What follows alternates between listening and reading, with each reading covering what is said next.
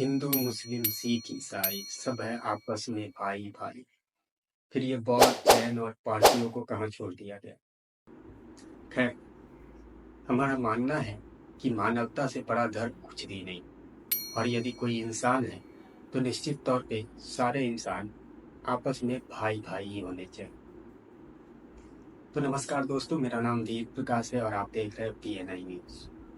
दोस्तों, आज का यह वीडियो बहुत ही महत्वपूर्ण है क्योंकि हम भी इसको लेकर बहुत ही महत्वपूर्ण बात करने वाले हैं। वीडियो को ज्यादा लंबा ना करते हुए सीधे मैं मुद्दे पे आता हूँ और मुद्दे की बात को रखता हूँ। दोस्तों, आज की इस वीडियो में मैं आपको बताने वाला हूँ कि किस तरह से हिंदू विरोधी कांग्रेस के द्वारा लगातार हिंदुओं का हिंदुस्तान में ही शोषण किया जाता रहा। कांग्रेस अपने 60 साल से अधिक के सत्ता काल में लगातार हिंदुओं के लिए एक से एक बड़ी मुसीबतें खड़ा करती रही। आपको यकीन यदि नहीं हो रहा होगा, हो सकता है आप में से कई व्यूवर्स को ऐसा लग रहा होगा कि ये भी मोदी मीडिया की तरह मोदी की तारीफ में फूल बांध रहे हैं, कसीदे पढ़ रहे हैं, पर ऐसा बिल्कुल नहीं है। मैं जो बोल रहा हूँ वह 100% सही है और मैं अपने हर बात का प्रमाण आपको इस वीडियो में देता चलूंगा। तो आइए दोस्तों, चलते हैं सबसे पहले अपने देश के आजादी के काल में। सन 1947 हमारा देश आजाद होता है। राजनीतिक पार्टी थी हमारे इस देश का कांग्रेस। वो क्या करती है कि धर्म के आधार पर भारत के 2 टुकड़े करती है, जिसे आप वर्तमान में पाकिस्तान और हिंदुस्तान के नाम से जानते हैं। आप धर्मनिरपेक्ष राष्ट्र की बात करते हैं, सेकुलर कंट्री की बात करते हैं, सेकुलरिज्म की बात करते हैं। क्या हमारा भारत आजादी के वक्त से ही सेकुलर था?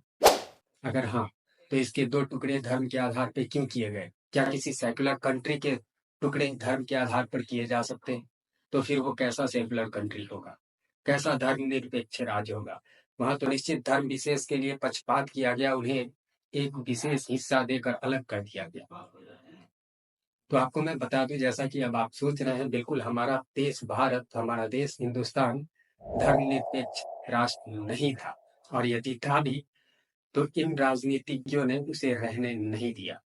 हिंदुस्तान और पाकिस्तान का बंटवारा करके लोगों के बीच फूट डाल दिया गया, लोगों के भावनाओं के बीच जो है अलगाव पैदा कर दिया गया। और ये काम करने वाला कांग्रेस ही, एक खास परिवार जिसके द्वारा लगातार सत्ता पर 60 साल से अधिक अवधि तक शासन किया गया। आज जब 10 साल नरेंद्र मोदी शासन करता है तो लोगों को डिक्टेटरशिप समझ में आ रही है। लोगों को लगता है कहीं ना कहीं कि डिक्टेटर हो गए हैं मोदी जी। और जब वो 60 साल तक, उसका फैमिली 60 साल तक सत्ता पे शासन करता है, तब किसी को ये नहीं दिख रहा था। खैर चलिए, अगर मैं इतने सारे अलग अलग मुद्दों पे भटकूंगा तो निश्चित तौर पे वीडियो काफी लंबी हो जाएगी, वक्त की कमी है। मैं आपको बता दूं, कांग्रेस ने जितना काम किया सब हिंदुओं के विरोध में ही किया। आप इस बात को नहीं मानते हैं तो कहीं ना कहीं आप इतिहास से अछूत हैं या फिर आप भ्रमित हैं। और आपके इसी भ्रम को दूर करने के लिए आज का यह वीडियो बहुत ही महत्वपूर्ण है। मुझे पूरा विश्वास है कि आप मात्र 2 से 3 मिनट का इस वीडियो को पूरी तरह देखिए और इस 2 से 3 मिनट में ही आपको समझ में आ जाएगा कि कांग्रेस ने क्या किया। आज जो देश में यह स्थिति उत्पन्न हो गई है, हिंदू मुसलमान के बीच में कहीं ना कहीं कटुता का भाव दिख रहा है, इसका भी मुख्य कारण कांग्रेस ही है। तो आइए चलते हैं सबसे पहले 1947 के दौर। अखंड भारत के 2 टुकड़े कर दिए जाते हैं और एक को इस्लामिक राष्ट्र का दर्जा देकर पाकिस्तान कह दिया जाता है और दूसरे को हिंदुस्तान कह दिया जाता है। पर टुकड़े करने के बाद हिंदुस्तान पे वो राज करते हैं। और जैसे ही 1950 आता है तो सन 1950 में सबसे पहले आर्टिकल 25 लागू किया जाता है। बताया जाता है कि संविधान में यह प्रावधान लाया जा रहा है कि भारतवर्ष का रहने वाला हर व्यक्ति स्वतंत्र होगा अपना पेशा, प्रोफेशन को चुनने के लिए, अपना धर्म को बदलने के लिए। यह जो धर्मांतरण की नीति थी, कहीं ना कहीं हिंदुओं को बहुत ही ज्यादा नुकसान पहुंचाने वाली थी, और वास्तव में यह नीति हिंदुओं के लिए बहुत ज्यादा घातक भी साबित हुई।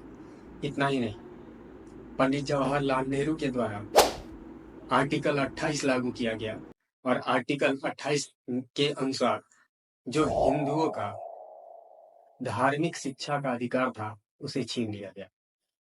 जबकि आर्टिकल 30 के तहत मुसलमानों को उसे उसके धार्मिक शिक्षा को लेने का अधिकार दिया गया और उसे धार्मिक शिक्षण संस्थान को बढ़ाने के लिए सपोर्ट भी किया गया। वर्ष 1951 में हिंदू धर्म दान अधिनियम लागू किया गया। क्या था ये हिंदू धर्म दान अधिनियम? जानना बहुत ही जरूरी है दोस्तों। हिंदू धर्म दान अधिनियम के तहत यह नियम लागू कर दिया गया कि राज्य सरकारें किसी भी मंदिर को जब चाहे बिना किसी कारण को बताए हुए अपने कब्जे में ले सकती है और उसका संचालन सरकार खुद से करना शुरू कर सकती है।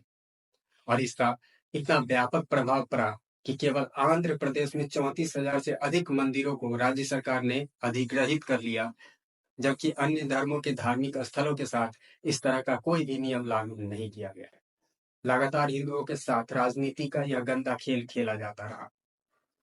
स्वाभाविक बात है, उस समय भी प्रोटेस्ट होने शुरू हो गए, लोगों ने विरोध करना शुरू किया। जब विरोध बड़े स्तर पर बढ़ता गया तो उस समय की तत्कालीन प्रधानमंत्री इंदिरा गांधी के द्वारा इमरजेंसी लगा दिया गया और वर्ष 1976 में इंदिरा गांधी ने इमरजेंसी के दौरान ही भारत के संविधान में सेकुलर शब्द को जोड़ दिया, जिसे आज आप धर्मनिरपेक्षता कहते हैं। इसका मतलब ये हुआ कि भारत हिंदू बहुल राष्ट्र होने के बावजूद किसी खास धर्म यानी हिंदू धर्म को फॉलो नहीं कर सकता है।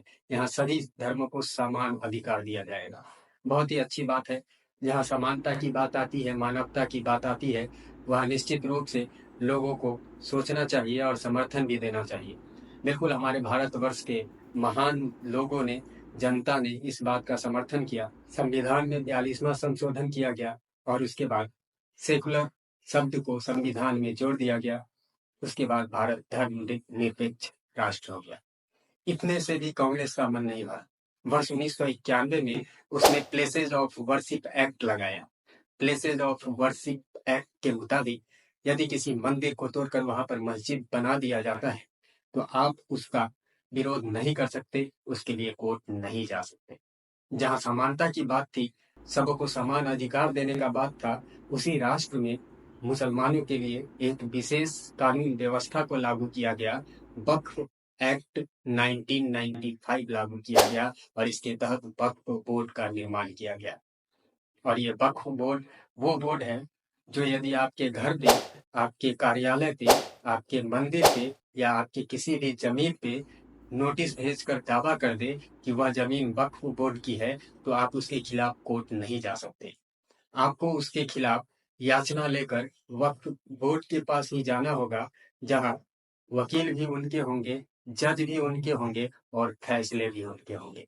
इतना ही नहीं दोस्तों, हिंदू विरोधी कांग्रेस 2004 में हिंदुओं के अस्तित्व पे भी सवाल उठाती नजर आई, जहां कांग्रेस के द्वारा यह कहा गया कि राम सेतु काल्पनिक है। और आपको मैं बता दूं कि कांग्रेस लगातार हिंदुओं के लिए एक से एक प्रोपेगेंडा तैयार करती रही। वर्ष 2009 में यह आलम आ चुका था कि हिंदू बहुल राष्ट्र में हिंदुओं को आतंकवादी, भगवाधारी आतंकवादी जैसे शब्दों से संबोधित किया जाने लगा। और फिर वक्त आ गया था हिंदुओं के लिए सबसे खतरनाक कानून व्यवस्था लागू किए जाने की। जी हाँ, सबसे खतरनाक कानून व्यवस्था, जिसे दंगा नियंत्रण कानून का नाम दिया गया।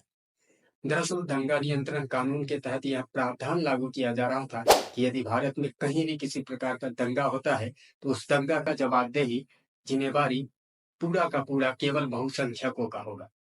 और आप सभी को पता है कि भारत में बहुसंख्यक कौन है। पर वक्त का तगाजा कुछ और था। वर्ष 2013 में कांग्रेस इस तरह का मेंटलिटी रखकर योजना तैयार कर रही थी, कानून लगाने का प्रयास जारी रख रही थी। वही वर्ष 2014 में भाजपा की सरकार आ जाती है और भाजपा की सरकार आने के बाद एक ऐसा व्यक्ति प्रधानमंत्री बनकर सामने आता है जो गर्व से अपना सीना ठोक कर कहता है कि हाँ, मैं हिंदू। वह टीका लगाता है, भगवा धारण करता है, पूजा पाठ करता है। देश ही नहीं, विदेशों में भी जाकर हिंदुत्व और सनातन का प्रचार प्रसार करता है। अयोध्या, मथुरा, काशी सहित चारों धाम की यात्रा करके हिंदुत्व को बचाने का प्रयास लगातार जारी रखता है। वो युग पुरुष अपने शासनकाल में धरती से लेकर आसमान तक की हर गतिविधि को बेहतर बनाने का प्रयास करता है, जिससे हमारा राष्ट्र सबल, समृद्ध और बलशाली बन जाए। कहीं न कहीं आपके और हमारे बीच से चुन कर गए चंद भ्रष्टाचारी नेताओं के कारण आज मोदी की भी छवि धूमिल हो चुकी है। वह श्रेष्ठ नेता कहीं न कहीं जनता की नजरों में गिरता जा रहा है और आलम ये हो चुका है कि जो जनता भाजपा को चुनकर उसे सत्ता में लाई थी, कहीं न कहीं एक बार फिर से भाजपा से ही निराश होकर उसी कांग्रेस के पास वापस रुख कर रही है, जिस कांग्रेस ने 60 सालों तक देश के खून पसीने की कमाई को लूटा, चूसा और उस पे राज किया। और मैं आपको बता दूं कि प्रधानमंत्री नरेंद्र मोदी के शासनकाल में भले ही मुसलमानों का अहित हो या ना हो, लेकिन यदि कांग्रेस की सरकार आती है तो हिंदू बिल्कुल सुरक्षित नहीं रहेंगे। और ऐसा मैं इसलिए कह रहा हूं क्योंकि यदि आप पहले अतीत के घटनाओं से सीख लेते हैं और आपको इतिहास की जानकारी है, या फिर जितना कुछ आपको मैंने बताया उतने बातों को भी आप रिसर्च करेंगे तो उसमें से हर एक बात सच पाया जाए। मैं कहता हूं, आप मुझे एक ऐसी योजना बता दीजिए जो प्रधानमंत्री नरेंद्र मोदी ने लागू किया हो, उससे केवल हिंदुओं को फायदा हुआ हो, मुसलमानों को फायदा नहीं हुआ हो। लेकिन वहीं जब आप नजर उठाकर देखेंगे तो कांग्रेस के द्वारा भारत में, हिंदुस्तान में ऐसी हजारों योजनाएं लागू कर दी गई जिससे केवल और केवल माइनॉरिटीज को फायदा पहुंचता है, हिंदुओं को उससे हानि ही होता है, कोई लाभ नहीं मिलता। तो फैसला आपके हाथ में है कि आपको कैसा सरकार चाहिए, आपको कैसा विकास चाहिए। और हाँ, इस भ्रम में बिल्कुल नहीं रहिएगा कि आपका विकास होगा, ये सब चुनावी वादे। ऐसा मैं इसलिए कह रहा हूं कि जो कांग्रेस का एजेंडा है वो अभी से आपको दिख रहा होगा, और यदि नहीं दिख रहा है तो नजरों को खोल लीजिए। मैं आपको ताजा उदाहरण दे रहा हूं। वर्ष 2024 में ही कर्नाटका में कांग्रेस की सरकार आई है और वहां की जो अब तक की कार्य किए गए हैं, एक बार उन कार्यों को जाकर देखिए। आपको जानकर आश्चर्य होगा कि कांग्रेस ने जो सबसे पहला कार्य किया कर्नाटका में, वो ये किया कि उसने वक्फ बोर्ड को 100 करोड़ और चर्च को 200 करोड़ रुपए दिए। इतना ही नहीं, उसने माइनॉरिटीज को, मुस्लिम समुदाय को ओबीसी में इनलिस्ट करने के लिए बिल भी प्रस्तावित कर दिए। तो फैसला आपके हाथ में है, चुनाव आपके सामने है, आप स्वतंत्र हैं, स्वेच्छा से अपने मर्जी के अनुसार किसी भी प्रतिनिधि और पार्टी विशेष का समर्थन कर सकते हैं। बहुत बहुत धन्यवाद आप सभी का। मिलते हैं फिर अगले वीडियो में। जय हिंद।